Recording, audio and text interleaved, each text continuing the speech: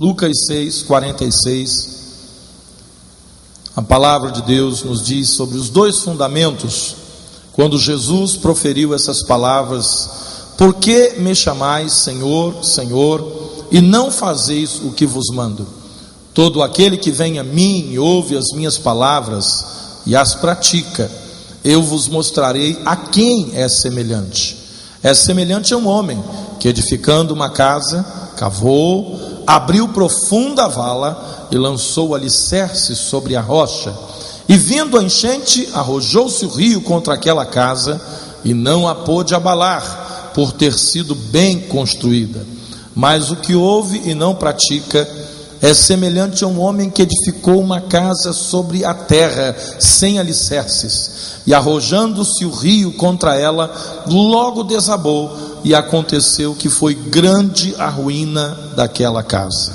Senhor nosso Deus, sempre que estamos diante da Tua palavra, estamos diante de grandes oportunidades, porque o Teu Espírito Santo, que fala ao nosso coração através da Tua palavra, Ele quer nos levar ao caminho da vitória, ao caminho da bênção, ao caminho do cumprimento das Tuas promessas na nossa vida.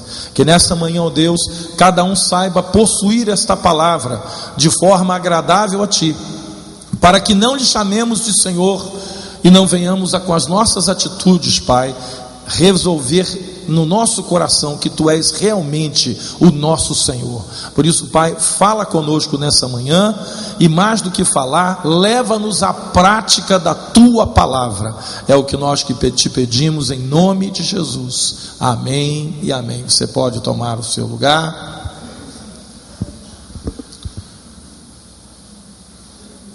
Eu tenho sido incomodado por Deus nos últimos tempos com relação a dois assuntos que tem se tornado urgente tratar no meio do povo de Deus. E esses dois assuntos, eles têm dois focos que são praticamente convergem para o mesmo foco. O primeiro assunto é família. O primeiro assunto é as famílias que hoje estão durando pouco e que estão sendo tremendamente atacadas. O segundo assunto é a igreja, porque, como tenho falado, a igreja, famílias fortes fazem uma igreja forte, e uma igreja forte faz famílias fortes e saudáveis. Eu tenho nas últimas 2 semanas tratado isso com a igreja, e hoje eu quero tratar de uma outra posição, numa outra vertente. Eu quero falar sobre edificando famílias e igrejas para a eternidade, e não apenas para o tempo presente. Nós vivemos no meio de uma sociedade tremendamente consumista e imediatista, ou seja, as pessoas não querem saber se vai durar, querem saber se vão poder desfrutar, não querem saber as consequências, querem saber apenas dos prazeres momentâneos, não querem saber se há aquilo que estão colocando a sua vida sobre determinadas bases, se essas bases podem sustentar a sua vida ou a sua família. Não há muita preocupação nesse sentido, mas somente aquela coisa do momento, né? Vamos viver o aqui e o agora, porque o amanhã a gente não sabe se vai poder viver. Então as pessoas estão tomando decisões com base nesse tipo de pensamento. O mesmo tem acontecido com as famílias e com as igrejas locais, ou seja, famílias que já começam na sua fundação, na sua base, a pensar o seguinte: nós vamos nos casar, mas que, se não der certo, nós temos o divórcio como uma solução para o nosso problema. Casamentos que já começam na hipótese de que um dia pode terminar tudo através de um divórcio, através de uma separação. Famílias que já começam a achar que a separação conjugal é uma coisa normal, e que afinal de contas aconteceu com meu pai, com a minha mãe, com meu tio, com a minha tia, com meu avô, com a minha avó, com meu vizinho, com meu parente, com meu amigo. E eu não sou diferente. Se acontecer comigo, eu sei que eu vou sobreviver também. Afinal de contas, hoje, muitos dizem: eu sou fruto de um lar separado, eu fui criado longe do meu pai, ou longe da minha mãe, ou longe de ambos. Então, a separação já é encarada como alguma coisa assim, que todo mundo sobrevive. Só quem não sobrevive é a própria família. Só quem não sobrevive são os ensinamentos da palavra de Deus. Quem não sobrevive é o cumprimento das promessas de Deus, porque tudo isso fica deteriorado, tudo isso fica afetado quando uma família se dissolve. Algumas igrejas hoje estão construindo verdadeiras tendas, né? E eu não falo só tenda no sentido físico, né? Porque algumas igrejas são hoje colocadas em tendas, mas eu falo sobre o sentido espiritual. O que é uma tenda, né? Uma tenda é um negócio que você monta hoje aqui, e você desmonta e monta mais adiante, e você torna a desmontar e monta de novo. Algumas igrejas hoje estão tão assim duvidosas a respeito da sua própria chamada dentro de um determinado lugar onde Deus a plantou, que eles estão pensando assim: bom, se a gente monta a tenda aqui, se não der certo, a gente desmonta aqui e leva para adiante. E se lá na frente der algum problema, a gente desmonta e bota mais para frente. Ou seja, não tem aquele compromisso de uma igreja que chega num lugar e diz: peraí, Deus nos plantou aqui, aqui estaremos até a vinda do Senhor Jesus, fazendo a obra de Deus. Por quê? Porque já há aquela ideia do prazo de hora marcada, do prazo de validade. E eu chego a dizer que alguns evangelhos que estão sendo pregados hoje, eu já falei isso para alguns irmãos, alguns evangelhos que estão sendo pregados hoje são evangelhos que têm tempo de validade. Ou seja, vai durar talvez alguns anos, 20 anos num lugar, ou vai atingir apenas uma geração, a segunda geração já não vai mais estar acreditando nesse evangelho. Ou quem sabe vai atingir alguns poucos anos na vida de algumas pessoas que irão conhecer um evangelho com prazo de validade, vão se afastar de Jesus e nunca mais vão voltar à casa do Senhor. E isso tem acontecido, querido, demais. Por quê? Porque esse evangelho que tem prazo de validade, ele é feito com base não na palavra, mas nas promessas humanas, criando ilusão no coração das pessoas, criando promessas fantasiosas, que Deus não tem compromisso de cumpri-las, porque Deus tem compromisso com a sua palavra. E hoje nós vemos isso acontecer, e acontecer demais. É o famoso fast food evangélico, né?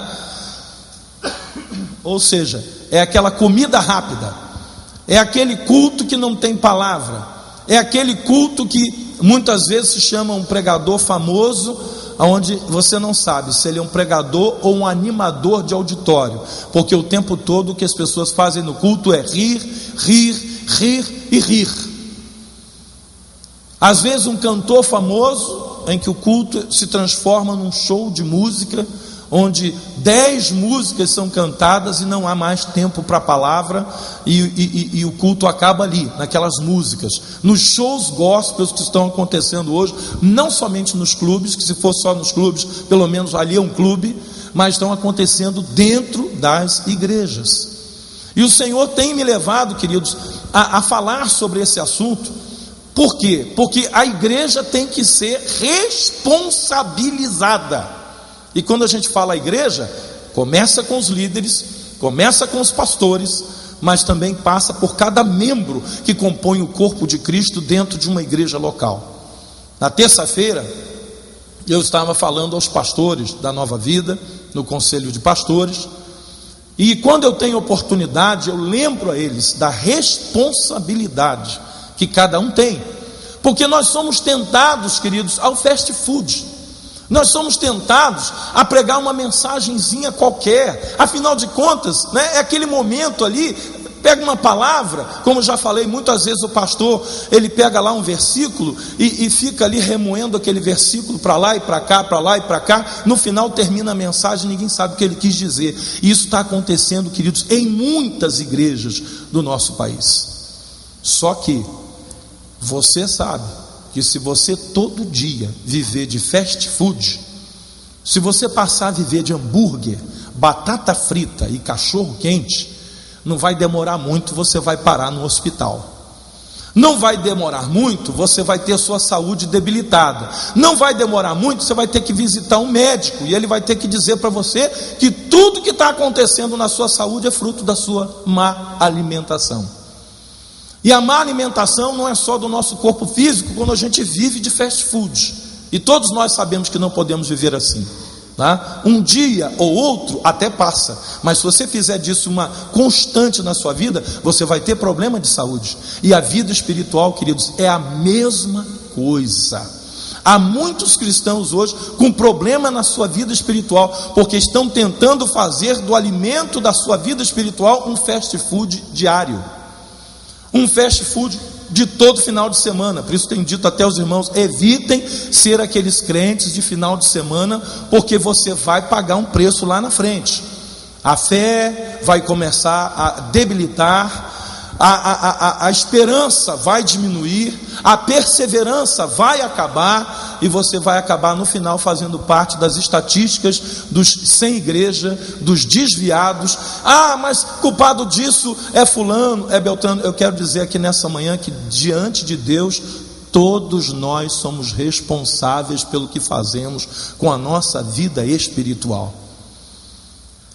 Cavar e abrir uma profunda vala dá muito trabalho, exige esforço e recursos.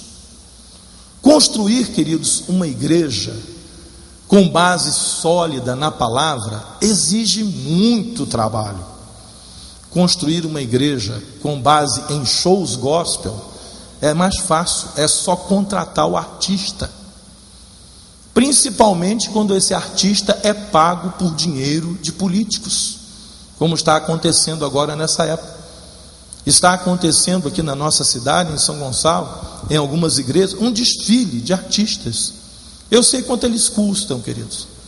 Então você pode não saber, mas eu sei.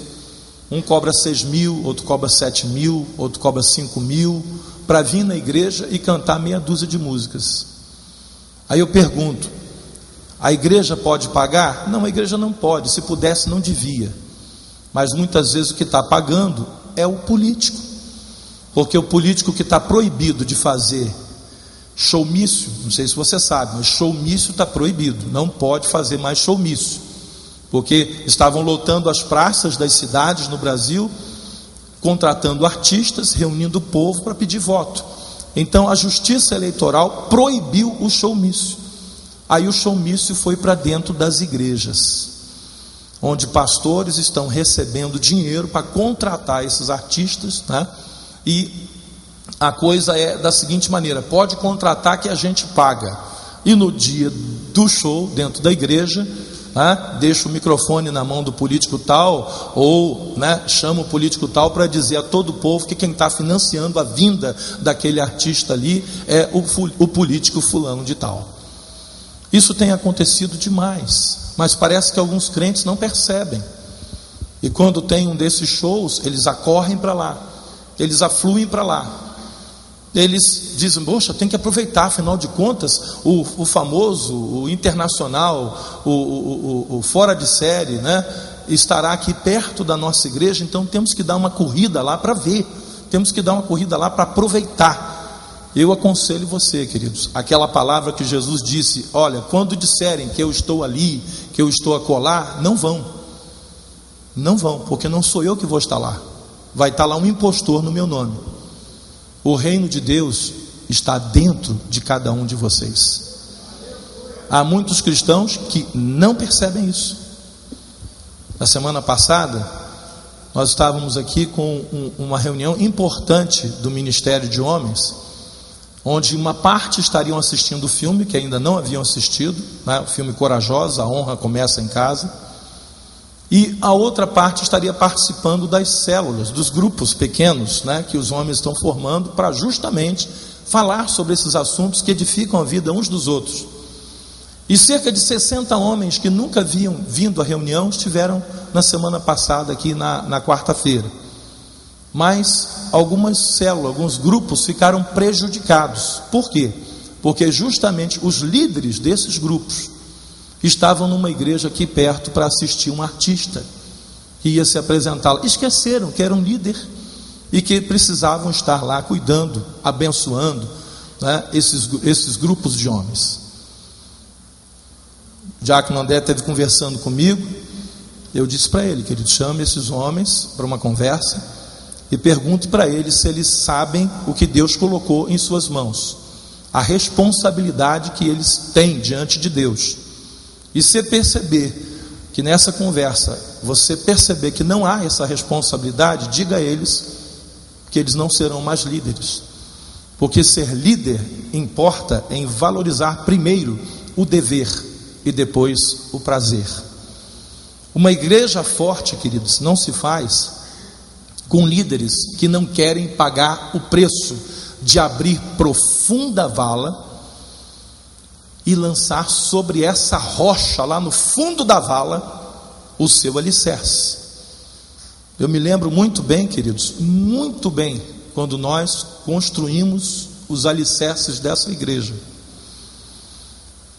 Eu me lembro muito bem de como a gente teve dificuldade para remover o aterro daqui, porque dava montanhas de quase 5 metros de altura para cavar essas sapatas centrais que foram feitas aqui. Praticamente elas são ligadas uma na outra, não tem espaço entre uma e outra. A tentação de fazer um galpão aqui era imensa. Você sabe o que é que precisa para fazer um galpão aqui de fora a fora no terreno? Precisa de sapatinhas de 1 metro por 1 metro, de cada lado. E não precisa afundar muito não. Cava um pouquinho só para ela poder ficar embaixo e faz a sapata, porque um galpão não tem peso, não tem futuro. Um galpão é uma coisa que você faz hoje e desmancha amanhã. E teríamos aqui um local para reunir mais ou menos, 1.500, 2.000 pessoas, feito de uma hora para outra. Mas eu pergunto, onde ficariam as crianças? Onde ficariam os adolescentes? Onde teriam as salas para reunião dos ministérios? E eu pergunto, algumas igrejas hoje estão preocupadas com isso? Não estão não, querido. Constrói-se um galpão, ou então arma-se uma tenda, coloca ali as pessoas, as crianças tudo misturado com os adultos. Eles vão começar a se enfadar dos cultos. Quando eles se tornarem adolescentes, eles vão se desviar do evangelho e não vão querer mais ouvir falar de evangelho na vida deles. Mas eu pergunto, essas lideranças estão preocupadas com fortalecer uma igreja onde uma geração vai pegar com a mão no arado da outra geração e vai levar o evangelho adiante? Não, queridos, não estão preocupados. Não estão preocupados. Estão preocupados sim em inventar a cada dia uma moda, em inventar a cada dia um culto diferente, em começar a cultuar objetos miraculosos para que as pessoas sejam atraídas à igreja, em pagar cachês a grandes músicos e cantores para que eles atraiam multidões. Esse tipo de evangelho, queridos, como já disse, ele tem data marcada e tem prazo de validade. E em todo lugar onde ele foi pregado durante anos, esse tipo de evangelho, hoje tem uma igreja adormecida. Hoje lá nesses lugares tem uma igreja destruída. Hoje lá nesses lugares tem uma igreja vazia, onde a outra geração de filhos e netos já não estão mais presentes nessa igreja. E foi por isso que, em meio a muitas dificuldades que vivíamos naquela época, em pagar um aluguel caríssimo lá naquele galpão, foi por isso que, a duras penas, nós tomamos a decisão de cavar aqui nesse terreno, abrir profunda vala e não armar uma tenda, mas construir uma igreja que vai ficar aqui para os filhos, para os netos, para os bisnetos, enquanto Jesus não voltar para levar a sua igreja. O que estamos construindo aqui é para ficar. O que estamos construindo aqui, queridos, é um projeto de vida na vida dos nossos filhos. Razão pela qual, nos últimos finais de semana, os nossos adolescentes e jovens que vão se preparar para uma universidade estão vindo fazer a escola de Daniel. Razão pela qual essa escola de Daniel não teve inscrição, não teve custo.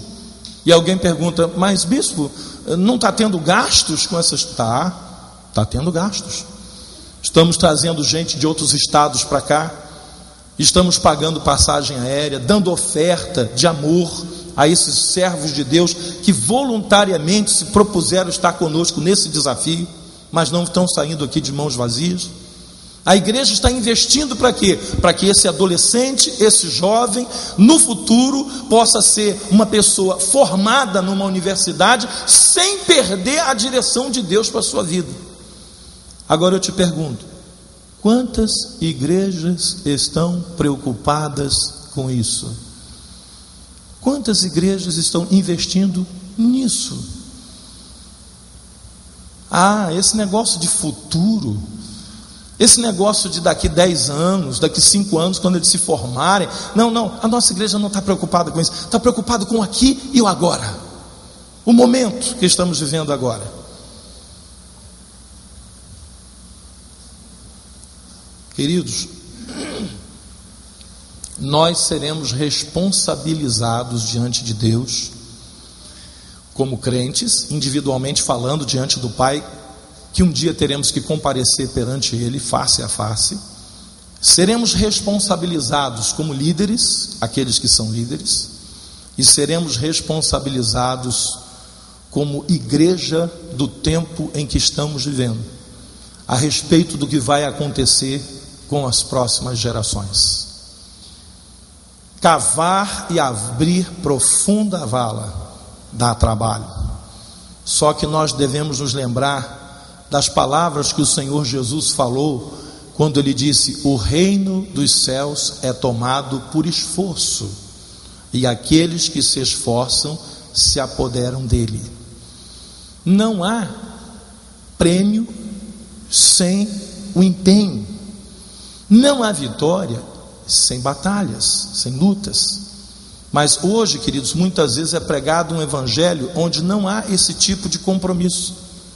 Ou seja, simplesmente nós vamos à igreja e Deus tem que nos abençoar. Só que a coisa não funciona desse jeito. Construir algo durável implica em andar pelo caminho mais difícil, pelo caminho estreito. E o Senhor Jesus disse que o caminho que conduz à salvação é estreito, é difícil, é apertado, e são poucos os que passam por ele. Significa atender às normas e regras contidas na palavra de Deus e na lei do nosso país. Esses dias eu estava comentando com a igreja que nós temos que nos adequar às novas normas e regras do país em área de construção. Recebemos aqui visita de sindicato, recebemos visita de fiscal do CREA, recebemos visita de fiscal da prefeitura. E quando eles vêm aqui, eles vêm para cobrar se a igreja, na sua construção, está atendendo às normas e regras. A tentação, queridos, é não atender. A tentação é olhar para o lado e dizer assim: quem está atendendo essas leis? Quem está cumprindo essa? Olha, eu conheço várias obras que não estão, inclusive construção de igreja. Mas cavar e abrir profunda vala é saber entender aquilo que Jesus disse: dai a César o que é de César, e a Deus o que é de Deus. É norma, é regra, é lei. Vamos cumprir, mesmo que para isso signifique que nós vamos ter que demitir alguns funcionários, diminuir a nossa folha de pagamento, para conseguir que com aqueles que vão ficar trabalhando estejamos cumprindo todas as normas, todas as regras da lei. Agora eu pergunto a você: quantas lideranças evangélicas hoje estão preocupadas com isso? É triste dizer isso para você, mas são poucos. São tão poucos que às vezes dá para contar nos dedos de uma só mão. Procura aqui dentro de São Gonçalo, queridos, quantas igrejas são juridicamente constituídas, você já vai descobrir que um monte não são. Agora procura aquelas que têm um projeto aprovado pela prefeitura. Procura aquelas que têm um alvará de funcionamento. Procura aquelas que depois de construídas conseguiram a aprovação do corpo de bombeiros, tem o habites do corpo de bombeiro. Você vai procurar a liderança dessas igrejas e diz: não, isso aí não tem importância, isso é coisa dos homens. Mas quando a gente constrói uma igreja fisicamente falando, nós temos que atender às normas e regras. O número de pessoas dentro de um auditório tem que ser correspondente às saídas que esse auditório tem para comportar as pessoas na hora de um incêndio, de um tumulto, uma coisa qualquer. E há muitos pastores, queridos, que não estão nem aí para isso. Talvez você deve ter perguntado: por que a nossa igreja tem hidrantes com mangueiras? Tem ali em cima, tem aqui embaixo do lado da saída, tem lá no meio, tem lá atrás, tem na garagem. Por quê? Por que temos tantos extintores de incêndio espalhados pela igreja toda? Por que a nossa igreja montou uma brigada de incêndio, preparado para uma hora dessa, saber o que fazer, como usar as mangueiras, como usar os extintores? E são todo ano treinados e retreinados. Agora eu pergunto a você: quantas igrejas estão preocupadas com isso? Alguns pastores dizem: mas isso aí é coisa do homem, isso aí não importa para Deus. Como?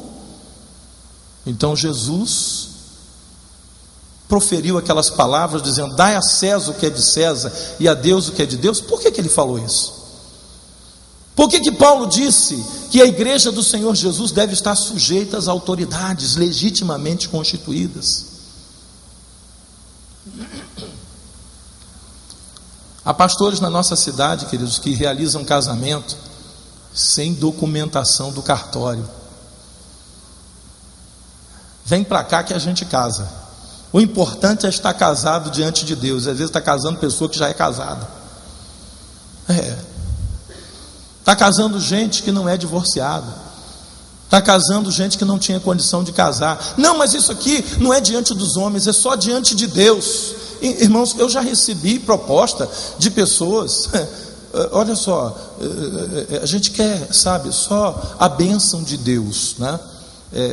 Então, sabe como é que é? Não precisa nem ser no culto, dentro do gabinete, você só pode orar. Eu falei: como é que é? Vocês querem o quê? Casar? A gente quer casar, mas a gente não vai casar no papel. Ô querido, por favor, não vou poder te ajudar. Para eu poder casar você tem que estar casado, legitimamente casado. Você tem que me trazer a documentação do cartório. Irmãos, o que está acontecendo hoje é que ninguém quer abrir profunda vala. Poucos são aqueles que querem investir para fazer aquilo que é certo diante dos homens e diante de Deus. Porque construir assim implica em fazer algo durável. E fazer algo durável é caminho estreito, é porta apertada. Significa obedecer a palavra de Deus.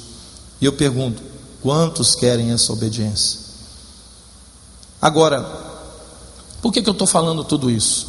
Porque eu estou muito preocupado, queridos, com a irresponsabilidade de alguns homens. Agora eu quero falar primeiro sobre o homem, com relação à vida espiritual da sua família.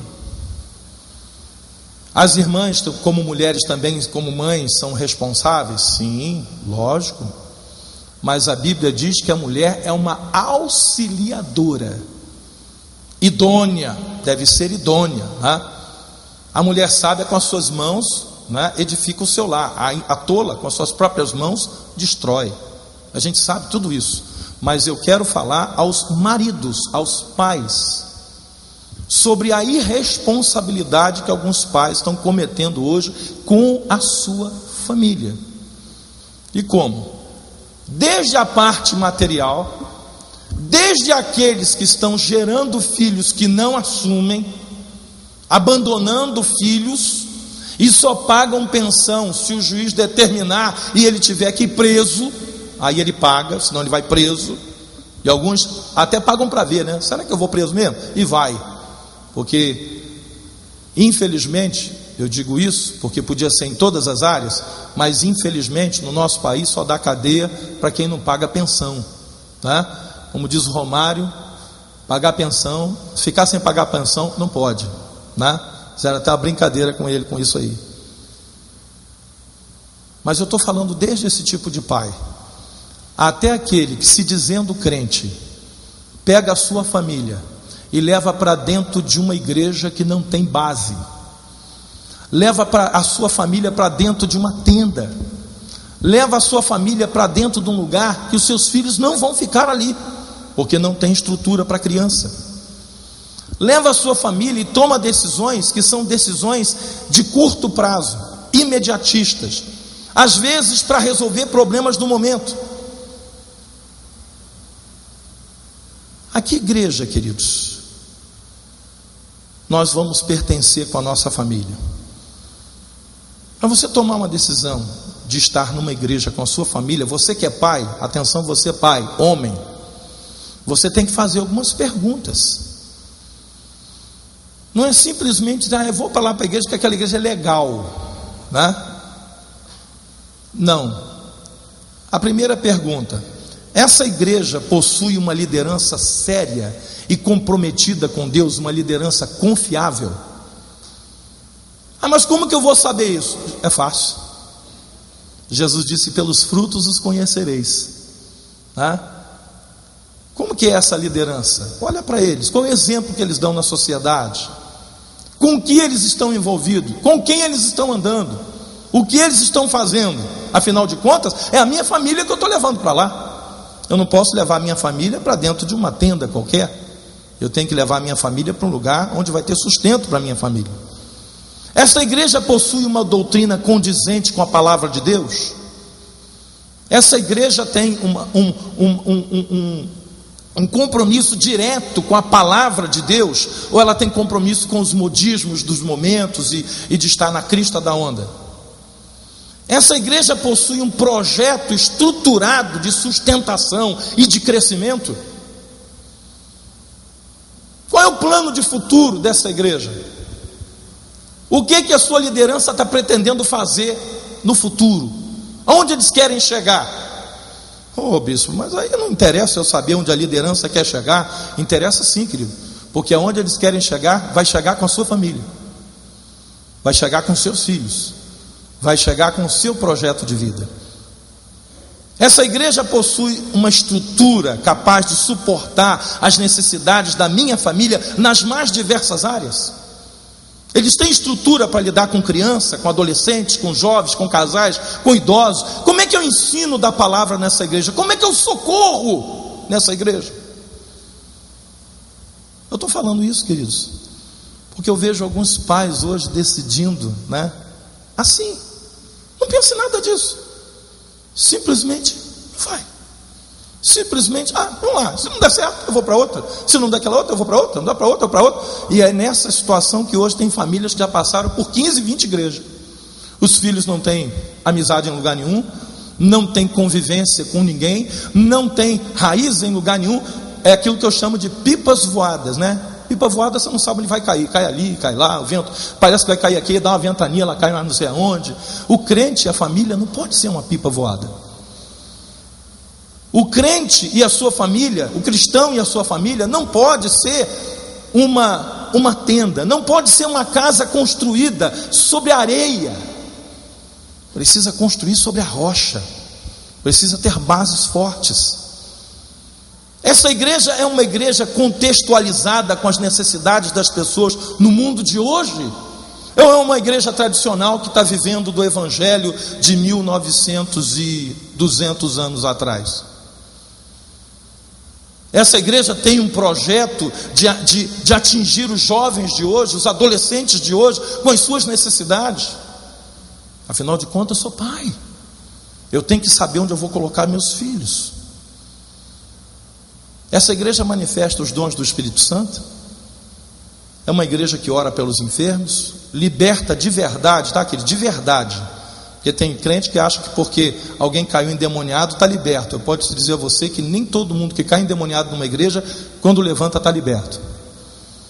Eu digo isso com certeza, porque a verdadeira libertação não acontece apenas quando um demônio sai, mas a verdadeira libertação acontece quando o coração dessa pessoa, a mente dessa pessoa é transformada pelo poder de Deus. E não apenas aquele negócio de sai demônio, porque sai demônio, sai um, entra 7, sai um, entra mais 3, mais 4. Eu já vi acontecer isso várias vezes. Essa igreja tem um projeto real de condução dessas pessoas a Cristo e de permanência dessas pessoas em Cristo. Eu estou nessa manhã fazendo algumas perguntas que todo pai deve fazer quando vai levar a sua família para algum lugar.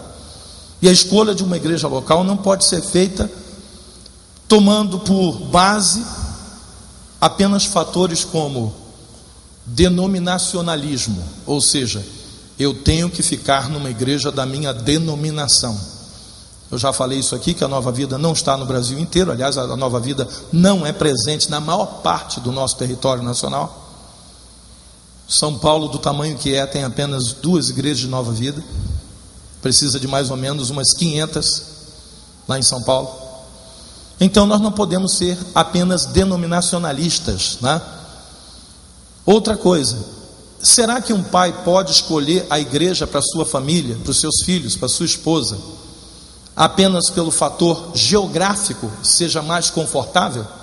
Ou seja, bispo, eu escolhi ficar perto da minha casa. Será que esse deve ser o fator? Perto da minha casa? Antes de ser perto da nossa casa, nós temos que responder todas essas perguntas que tem antes. Porque nós temos irmãos aqui nessa igreja que vêm de longe, porque perto da sua casa eles procuraram e não acharam uma igreja que tinha estrutura como a nossa, principalmente para cuidar dos seus filhos. Se fosse por estar perto de casa, eles têm igreja lá perto de casa. Eu já até aconselhei alguns irmãos que moram muito longe daqui e que continuam vindo aqui, dizendo, querido, dá uma percorrida lá perto da sua casa, na redondeza, né? Se você não tem uma igreja boa, forte, saudável. Bispo, eu já fui em alguma, já orei, já pedi direção a Deus, e a direção que Deus me apontou é: fique onde você está. Então eu tenho que respeitar isso que Deus está falando. Mas também não pode ser escolhido na base dos movimentos. Aquela igreja tem muito movimento. Não pode ser escolhido na base da possibilidade de cargos dentro da igreja. Não pode. Eu fui para lá porque me convidaram para fazer isso, fazer aquilo, liderar não sei o quê. Eu já vi gente liderando, fazendo a obra de Deus em uma determinada igreja e perdendo seus filhos. Não, mas afinal de contas, eu não estou fazendo a obra de Deus, afinal de contas eu estou trabalhando, eu estou me envolvendo, Deus está me usando. Mas o pai tem que olhar para os seus filhos e perguntar: Deus, Senhor, meus filhos estão sendo supridos, estão sendo assistidos enquanto eu faço a tua obra, ou estão abandonados numa salinha feia qualquer do canto final da igreja lá, sem estrutura, e crescendo para serem pessoas que no futuro vão odiar a igreja que fez isso com a infância deles? Senhor, onde foi que eu errei? Eu estava fazendo a tua obra, Senhor.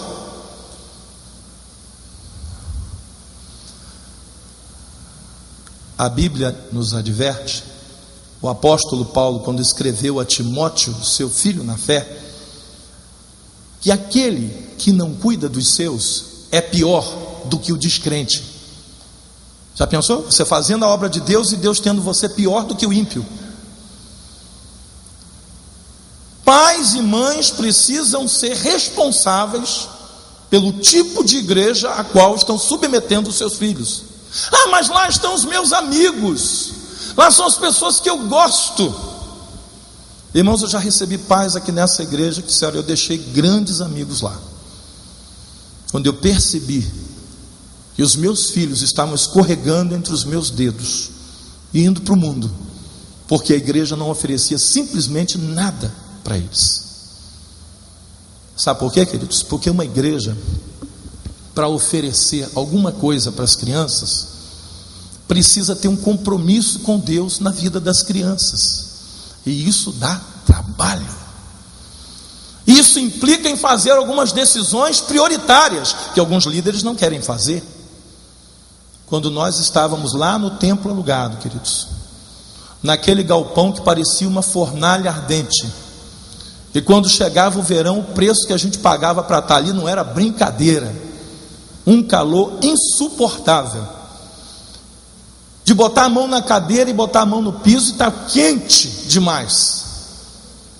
Instalamos exaustores na igreja para tirar o vapor de dentro daquela igreja, mas nós construímos salas e climatizamos com ar-condicionado todas as salas para dar conforto às nossas crianças, porque nós sabemos porque estávamos naquele galpão, mas as crianças não tinham ainda entendimento para entender porque os seus pais as colocariam, porque a sua liderança espiritual as colocariam numa sala quente. E quando não podíamos, não tínhamos condição financeira, demos um jeito e criamos salas e colocamos as crianças ali e treinamos professores com os cursos antigos da APEC, que é o que tinha na época,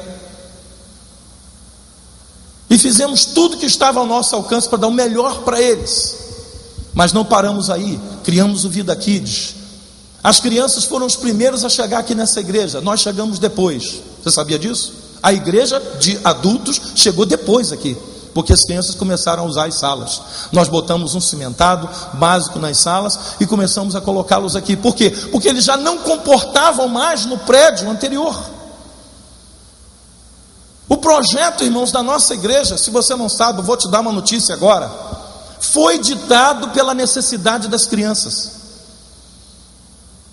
Porque, como disse, poderíamos fazer um galpão total e botar aqui 2.000 pessoas. Mas onde estariam as crianças? Algumas lideranças não pensam nisso. Elas se viram, fica aí num cantinho, fica do lado do pai e da mãe no culto, não importa que a igreja esteja cheia.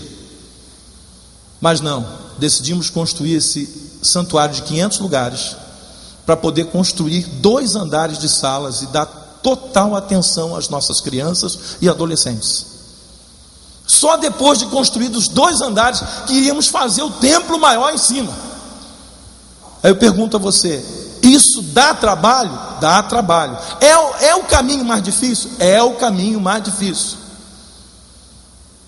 mas é o caminho que prepara uma igreja para o futuro, e é com alegria, e eu fico muito alegre. Isso sabe, é uma forma de Deus dizer assim: está vendo, meu servo, você escolheu bem. É quando eu olho hoje para dentro do nosso departamento infantil e percebo que mais da metade dos voluntários são jovens que cresceram como criança dentro da nossa igreja nos últimos 17 anos. Eles estão lá ensinando agora a palavra à nova geração.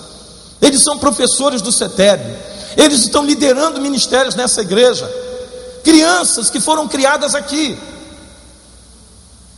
Eles não foram para o mundo, Satanás não os pegou, porque nós tomamos conta deles. Mas o que eu vejo hoje, queridos,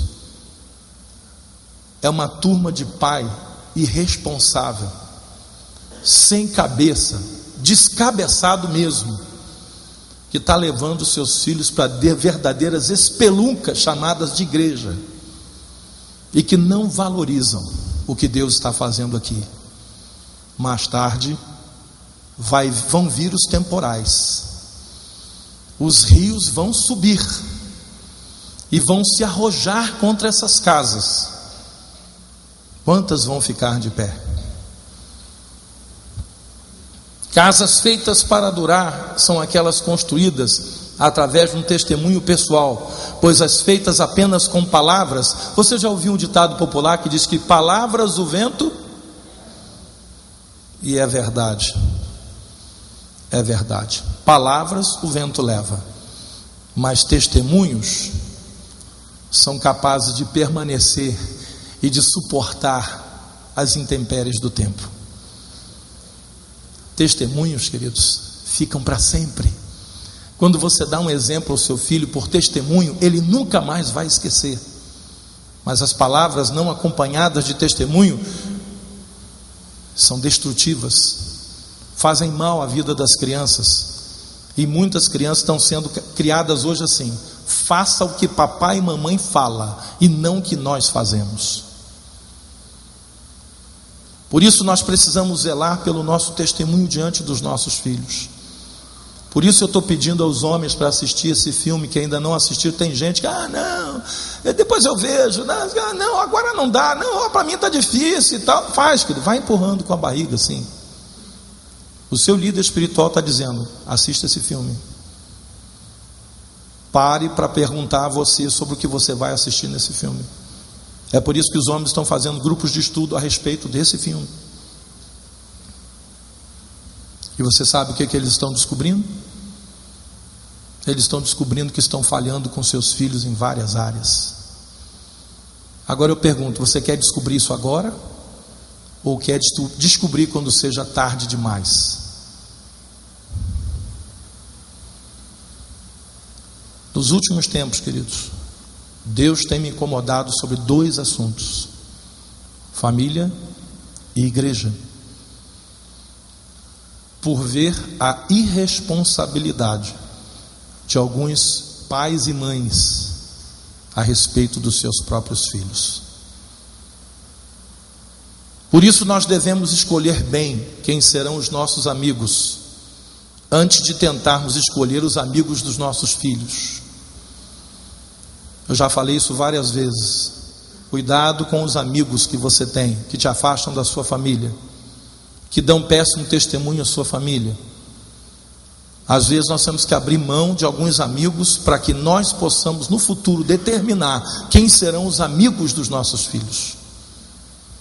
Pior, determinar quem vai se casar com o seu filho, quem vai se casar com a sua filha. Mas bispo, isso aí a gente não pode determinar. Quem disse que não pode? Quem disse que não pode? Faça com que os seus filhos sejam rodeados desde a infância de pessoas que têm compromisso com Deus, e as chances que eles terão de casar com pessoas que são de Deus vai aumentar tremendamente. Faça os seus filhos ficarem rodeados de pessoas que não têm compromisso com Deus, e você vai descobrir que você está apresentando para sua filha e para o seu filho um ímpio ou uma ímpia que vai se casar com ele. É como eu costumo dizer para as mamães que são mamães, e papais de meninas: comece a orar pelo futuro marido da sua filha, porque eles já nasceram e estão por aí. Comece a orar. Mas orar somente não, orar e testemunhar. Orar e ajudar, orar e separar, orar e cuidar, orar e gerir, orar e vigiar, tomar conta da cidade. Lembra que eu preguei semana passada? A igreja é uma grande cidade de muros fortificados. Sabe quem vai tomar conta desses muros? Nós.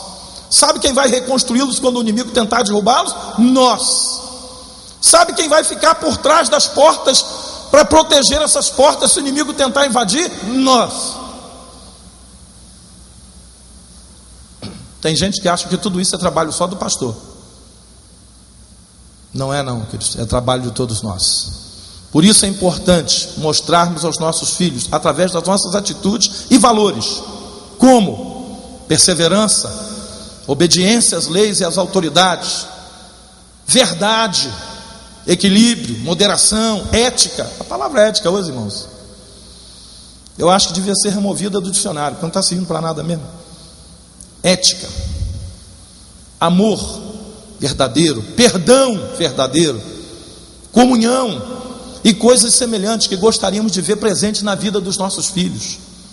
Mas se a gente quer ver presente na vida dos nossos filhos, nós precisamos acrescentar esses valores através de atitudes.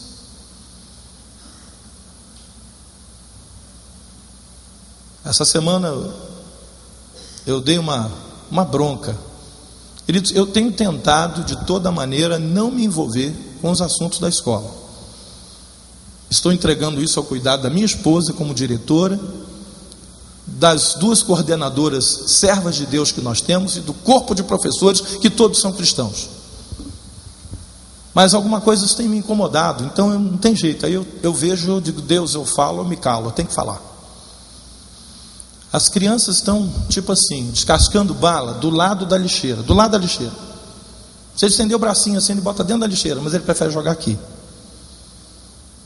Todo recreio, quando acaba ali, a gente não sabe se foi um recreio de crianças ou se uma pocilga, né, de porcos esteve ali comendo.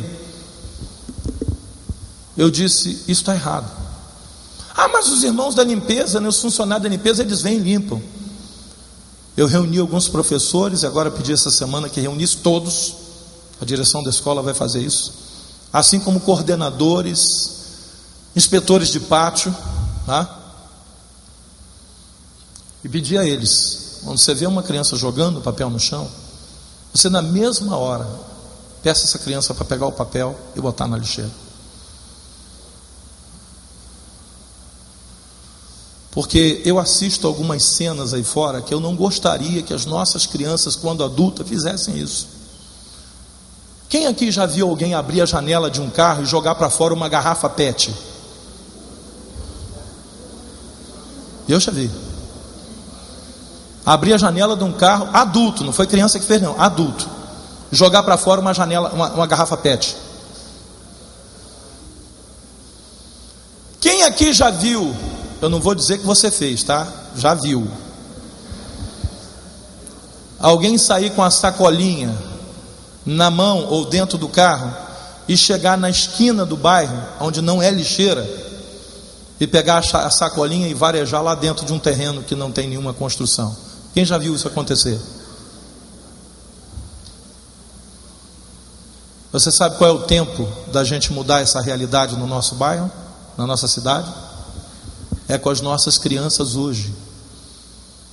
A criança que pega hoje o papel de bala e joga do lado da lixeira e não joga na lixeira, se não orientada amanhã, vai jogar a garrafa PET, vai jogar a sacola de lixo, e o que é pior, uma delas pode ser jogada dentro do seu terreno ou atingir a sua cabeça.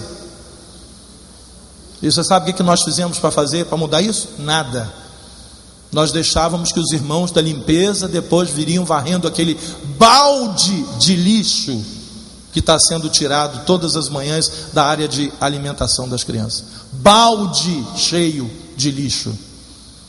Eu disse para os inspetores, eu quero passar aqui depois de um recreio, olhar para o chão e não ver nada, a não ser aquela terrinha que vem no pé da gente, porque infelizmente São Gonçalo ainda não é todo pavimentado, né? E que aí os funcionários vão limpar aquela terrinha, vão tirar e vão passar um pano.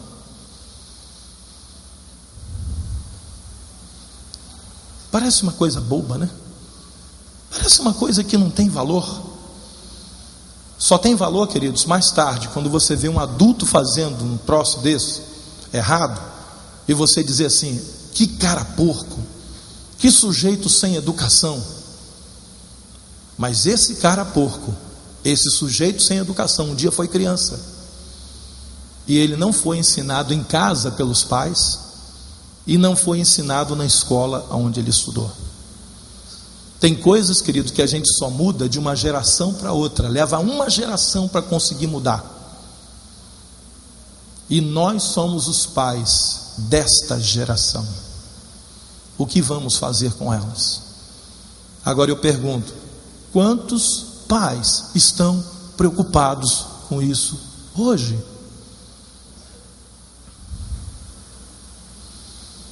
Irmãos, nós temos pais evangélicos hoje que botam os seus filhos para estudar em qualquer escola e dizem assim, a escola é tudo igual. Eu não sei se não tiveram acesso a estudo e são despreparados mesmo, ou se estão agindo de forma irresponsável com seus filhos. Essa semana agora, dia 13, lembra que eu falei à igreja que vinha uma escola aqui visitar a gente? veio. Eles vieram uma parte no turno da manhã, uma parte no turno da tarde. E não vieram só as crianças, não, vieram alguns pais preocupados que queriam saber da escola. Vieram também professores, vieram também coordenadores e veio a própria direção da escola.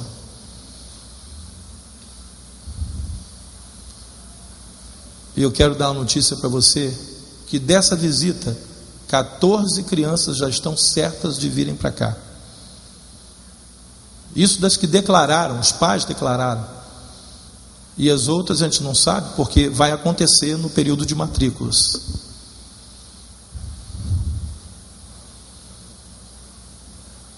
Há um trabalho, querido, sendo feito nessa igreja com criança, que eu digo a você, que o pai que tira uma criança dessa igreja e leva para qualquer outra igreja que não haja esse trabalho, eu posso dizer que esse pai é um irresponsável. Ele não está pensando no futuro dos seus filhos, está pensando no seu bem-estar, está pensando na oferta que recebeu para ir para aquela igreja, está pensando talvez em estar na igreja da moda, está pensando em qualquer outra coisa, menos no futuro dos seus filhos. E Deus vai cobrar isso de nós, até Jesus voltar, queridos. E enquanto eu for pastor responsável por essa igreja, porque aqui eu não sou bispo, eu sou pastor. E eu posso falar pelo pastor Deroci, porque como pai e avô, ele pensa como eu. Nós teremos como prioridade o ensino das crianças nessa igreja. É prioridade para nós. Número 1, eu deixo de fazer qualquer coisa, mas não posso deixar de fazer isso, de mostrar a essas crianças que vale a pena servir ao Senhor, que vale a pena ser um crente fiel, que vale a pena andar nos caminhos do Senhor, que vale a pena confiar nesse Deus tremendo e maravilhoso. O que nós precisarmos fazer, nós vamos fazer. Mas se você não acha isso importante, com certeza há outros ministérios nessa cidade que talvez você fique melhor lá. Se você não consegue entender por que nós investimos tanto, por que às vezes eu convido os pais no início do ano para comprar os materiais escolares aqui, para a gente poder dedicar todo esse lucro, que é o que a gente faz, dos departamentos infantis da igreja. Se você não entende isso, é porque você ainda não descobriu o que a gente está fazendo aqui com as crianças. De vez em quando um irmão vem de uma visita que faz a uma igreja, às vezes vai a um culto especial, um batismo, um aniversário e tal, um culto especial, isso é normal, e diz: olha, bispo, eu dou graças a Deus pela nossa igreja, porque eu saí daquela igreja triste de ver o descaso com a obra de Deus, triste de ver como aquela liderança está perdida, triste de ver como as crianças estão sendo tratadas naquela igreja. E eu dou graças a Deus pela igreja que o Senhor me deu para ficar com a minha família. Eu estou falando isso, queridos, porque torna a dizer, Deus está me falando sobre duas coisas nos últimos tempos: família e igreja. E as duas, uma depende da outra, uma caminha junto com a outra. Mas até hoje, queridos, nós temos membros da nossa igreja que se afastam da igreja sem a gente saber, que não se importa com nada do que está fazendo aqui, está acontecendo aqui. O bispo Tito Oscar estava me falando: olha, lá em São Paulo eu desisti de fazer carteira de membro, não faço mais, porque é um trabalho inútil. Mas eu, no meu íntimo, eu digo o tempo todo: vamos continuar fazendo carteira de membro, porque eu estou pastoreando gente que quer criar raízes numa igreja, gente que quer ter compromisso com uma igreja local e dizer: aqui vou criar os meus filhos, aqui vou casá-los e vou ver eles criando os seus filhos também nesse lugar. É por isso que a gente não construiu um galpão aqui, é por isso que a gente não construiu uma tenda aqui, E é por isso que até hoje, quando vamos construir, eu sempre digo: vem cá, esse negócio dura, esse negócio tem solidez? Não, não tem, mas é mais barato. Eu falo: então, muito obrigado, eu não quero mais barato, eu quero o que dura, eu quero o que tem solidez, porque não estamos construindo uma tenda aqui, estamos construindo uma igreja, um templo, um local de adoração que é para ficar. Irmão, você pode estar certo que o que está construído aqui, enquanto o concreto durar, vai ficar de pé. Nós não estamos fazendo uma tenda aqui atrás, em cima. Aquelas vigas metálicas enormes que estão subindo ali, querido, se Jesus demorar mais 200 anos para voltar, elas vão estar ali. Mas você não acha que é muito investimento? Não. Os meus olhos estão na eternidade, e eu não posso pensar como líder em ficar edificando tenda. Nós temos que edificar igrejas que vão permanecer. E a mesma solidez que eu tento dar às paredes que construímos, eu dou ainda mais quando o assunto é a área espiritual. Eu estou preocupado com o que as nossas crianças estão aprendendo. De vez em quando eu estou falando com a minha esposa: Raquel, como é que está o trabalho do Vida Kids? Como é que está o andamento? Como é que estão os voluntários? Como é que está o Vida Kids de tarde, de noite? Eu quero saber, está bem? Está precisando de voluntário? Olha, treine voluntários, prepare gente. Eu estou preocupado, queridos, porque são os nossos filhos, são as nossas crianças.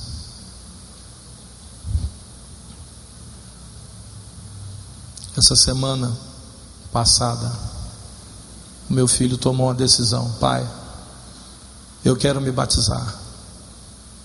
Nós nunca lá em casa, queremos, pressionamos as crianças. É um erro fazer isso. Rapaz, que a criança está com 12 anos, 11, filho, vamos lá, filho, se batiza, olha, você já está com 11 anos. Não, querido, deixa acontecer no tempo de Deus. Apenas fertilize a terra, apenas plante sementes. O tempo que vai germinar é de Deus. Mas ele disse, por conta dele, eu quero me batizar. Veio na aula de batismo domingo passado. Hoje à tarde, quando eu vier para a reunião de líderes, ele vai vir comigo e vai assistir a segunda aula de batismo. Em novembro eu vou estar batizando meu filho aqui. Sabe quando o John chegou para essa igreja? Ele tinha 1 ano. Ele veio num carrinho de bebê. Hoje está se tornando um homem. Ontem ele fez 17 anos, foi aniversário dele. Fomos lá para o shopping, e lá estavam quem? Os colegas dele, daqui da igreja. Só tinha um da escola que não é cristão. Todos os outros que estavam lá, brincando com ele, se divertindo com ele, eram amigos que ele tem nessa igreja. Queridos, isso para mim é muito importante. E eu acredito que para você como pai também deve ser. Por isso, valorize o que Deus está fazendo na vida dos seus filhos nessa igreja. Há um compromisso aqui.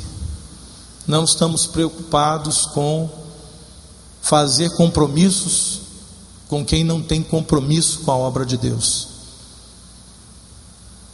Não estamos preocupados. O maior compromisso que eu tenho, em primeiro lugar com meu Deus, depois com a minha família, e praticamente junto com o compromisso que eu tenho com a minha família, é o compromisso que eu tenho com a obra de Deus neste lugar, como líder. Que você tenha esse mesmo compromisso. Eu fico preocupado quando vejo o diabo tentando conspirar para parar uma obra como essa. É porque ele sabe aonde nós estamos querendo chegar. E eu digo a você, vamos orar, vamos ser fiéis, porque a vitória virá. E os nossos filhos e netos vão ocupar esse templo. Vão sair pastores, diáconos, líderes, professores, cantores, músicos da casa do Senhor, dessa criançada que está hoje aí frequentando a casa do Senhor. Eu quero orar com você, queridos, por isso. Eu sei que você também tem sido bombardeado. Nossos filhos estão sendo bombardeados. E nós precisamos ser fiéis à visão que Deus tem nos dado. Vamos nos colocar de pé. Senhor nosso Deus, Como é difícil cavar e abrir profunda vala. A tentação de fazer uma obra sobre a terra sem alicerces é grande, porque alicerce é coisa que ninguém vê, está escondido, mas é Ele que sustenta a casa, principalmente nos dias de temporal, de vento forte, de rios que sobem, que se arrojam contra as nossas casas. Por isso, Pai, como pais e mães, como homens e mulheres de Deus, como jovens responsáveis, que daqui a alguns dias vão estar formando a sua própria família, nós te agradecemos, Pai, pela boa palavra Tua que tem chegado aos nossos corações, que nos dá condição de enxergar aquilo que o mundo não enxerga, que nos dá condição de ver além das aparências, que nos dá condição, ó Deus, de fazer boas escolhas, para que não venhamos a destruir o bem precioso que recebemos de Ti. Em primeiro lugar, a nossa salvação, e logo depois a nossa família, e junto com a nossa família, também a nossa igreja local. Que nós saibamos possuir todas essas coisas com amor e com responsabilidade. Que não venhamos a fazer escolhas pelos fast foods da vida, que não venhamos a fazer escolhas, ó Deus, como o mundo tem feito em nossos dias, consumista e imediatista. Algumas coisas levam anos para conquistar, Pai. A criação de filhos, o casamento deles, ó Deus, a instrução deles, isso são anos e anos de investimento. Por isso, Pai, que dá condição que cada pai, cada mãe que aqui está, Pai, saiba fazer esse investimento na vida dos seus filhos, na vida dos seus netos, porque alguns já estão agora vendo os seus netos, e talvez tenham a expectativa de poder consertar até mesmo algumas coisas que erraram como pais na vida dos seus netos, a influenciar, ó Deus, com testemunho e com oração, a influenciar, ó Deus, com a vivência diária da Tua palavra, para que as futuras gerações temam a Ti e andem na Tua presença. Esse é o compromisso desta igreja local, Pai. Não temos compromisso com os cantores da moda, não temos compromisso, ó Deus, com os pregadores televisivos, não temos compromissos, ó Deus, com gente que quer aparecer, mas temos compromisso, ó Deus, com aqueles que amam o verdadeiro caminho, que amam, ó Deus, a Tua retidão, que têm compromisso com santidade e que querem verdadeiramente viver na Tua presença. Esse é o nosso compromisso, Pai. Assumimos esse compromisso e vamos brigar por ele. Se necessário, pegaremos em armas espirituais, como disse o apóstolo Paulo, porque as nossas armas não são carnais, nem humanas, mas são poderosas em Deus, para aniquilar e destruir sofismas, filosofias humanas, intrigas malignas contra o Teu reino e contra o Teu povo. Pai querido, usaremos dessas armas, seremos responsáveis, ó Deus, seremos, ó Deus, corresponsáveis juntamente contigo pela vida da nossa família, Senhor, e pela vida da nossa igreja local. Abençoa, ó Deus, cada vida que ama a Tua obra, a Tua casa, e que tem responsabilidade com a sua família. Aleluia.